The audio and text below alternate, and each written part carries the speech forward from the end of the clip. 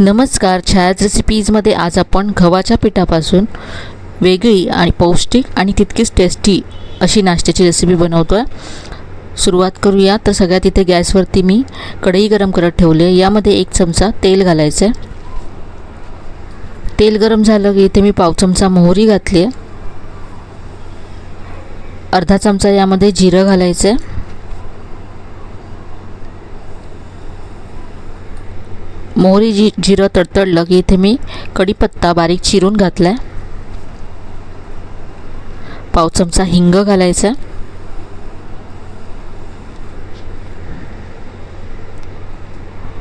यानंतर यामध्ये बारीक चिरलेली हिरवी मिरची घालायची आहे।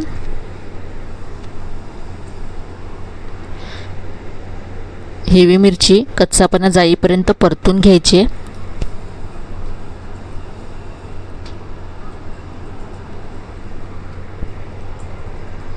किसलेलं आलं आणि लसूण घालते। अर्धा इंच आलं आणि 4 ते 5 लसणाच्या पाकळ्या मी किसून घेतल्या। तिथे सगळं 1 मिनिट परतून घेतलं। आता यामध्ये कांदा घालायचा आहे। 1 मध्यम आकाराचा कांदा बारीक चिरून घेतलाय।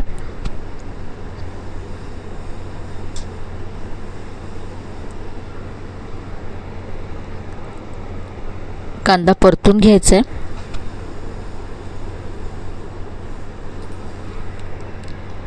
कांदा ब्राऊन होईपर्यंत परतून घेतला। आता यामध्ये टोमॅटो घालायचा आहे।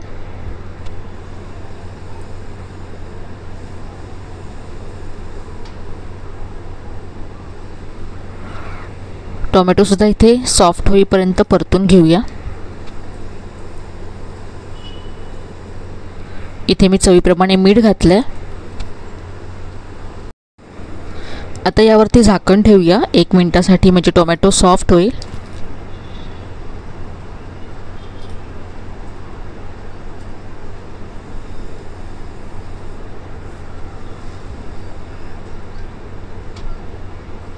कांदा टोमॅटो दोन्ही छान सॉफ्ट झाले।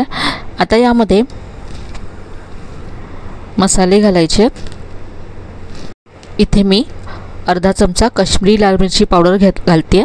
आपण यामध्ये हिरवी मिरची तिखटासाठी घातली, त्यामुळे रंगासाठी इथे मी काश्मीरी लाल मिरची पावडर घातली।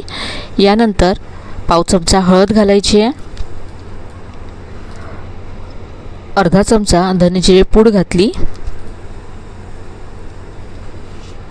आणि यानंतर इथे मी पाव चमचा गरम मसाला घातलाय।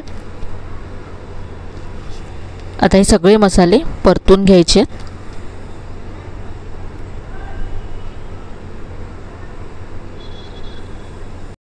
तेल सुटेपर्यंत हे सगळे मसाले परतून घेतले आणि हे आता मी काढून घेतले, पूर्ण थंड करून घेतले।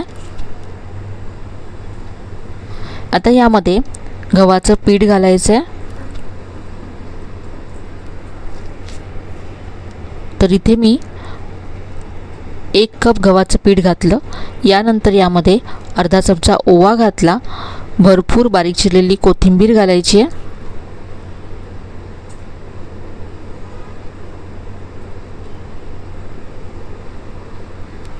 याबरोबरच इथे 2 चमचे बेसन घालते।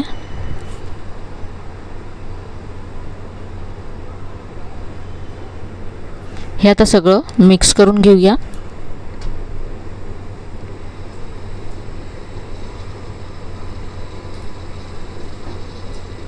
तर यामध्ये मी फक्त कांदा आणि टोमॅटोच वापरले।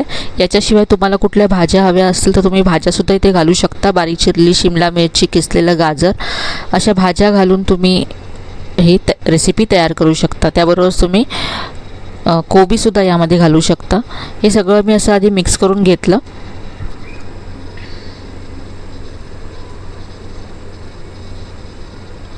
आता यामध्ये पाणी घालून हे पीठ मळून घ्यायचं।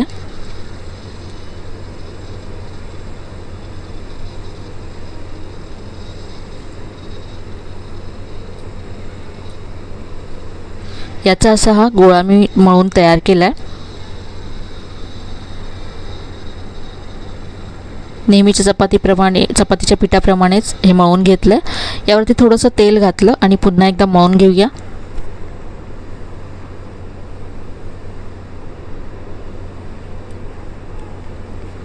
आता यातला एक मी गोळा घेतला आहे, सुक्या पिठामध्ये घोळवून घेतला। आता याचा आपण पराठा लाटून घेऊया। याच पिठाच्या तुम्ही पुऱ्यासुद्धा बनवू शकता।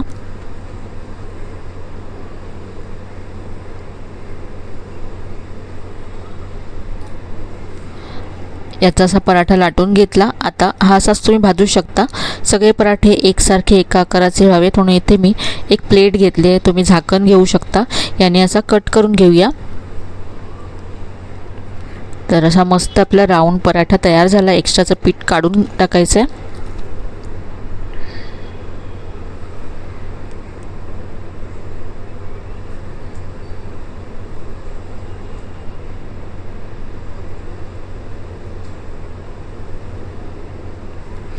हा पराठा आता आपण भाजून घेऊ।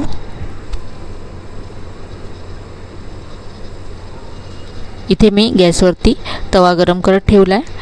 हे आपले पराठे लाटून तयार आहेत। आता आपण हे पराठे भाजून घेऊया। तुम्हाला जर तेल चालत असेल तर तुम्ही याच पिठापासून पुऱ्या सुद्धा तयार करू शकता, त्या सुद्धा चवीला खूप मस्त लागतात।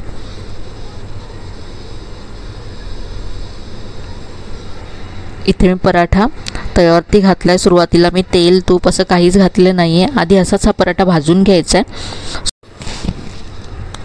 एका बाजूने भाजल्यानंतर मी हा उलटून घेते। यामध्ये आपण काश्मीरी लाल मिरची पावडर घातली, त्यामुळे खूप मस्त रंग आला पराठ्याला। दोन्ही बाजूने भाजल्यानंतर इथे तुमच्या आवडीप्रमाणे तेल तूप किंवा बटर तुम्ही घालू शकता। इथे मी तूप लावलंय।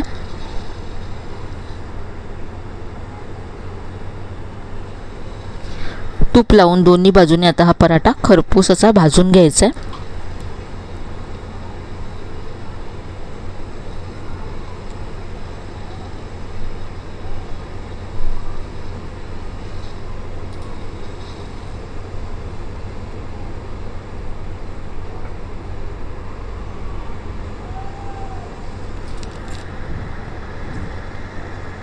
पराठा इथे भाजून तयार आहे, काढून घेऊया।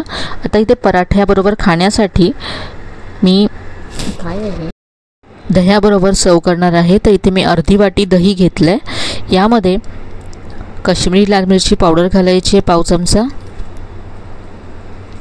यानंतर इथे चिमूटभर मी चाट मसाला घालते आणि चिमूटभर यामध्ये मीठ घालायचं आहे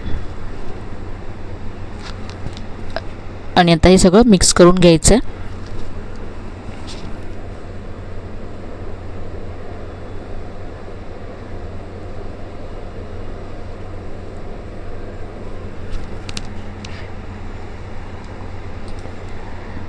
या दह्याबरोबर आता आपण हा पराठा सर्व करूया। घरच्या साहित्यामध्ये खूप मस्त असा पराठा तयार होतो। यामध्ये आपण अगदी घरात असलेले मसाले वापरले, त्यामुळे कधीही नाश्त्यासाठी झटपट काहीतरी वेगळं करायचं असेल तर तुम्ही हा पराठा तयार करू शकता।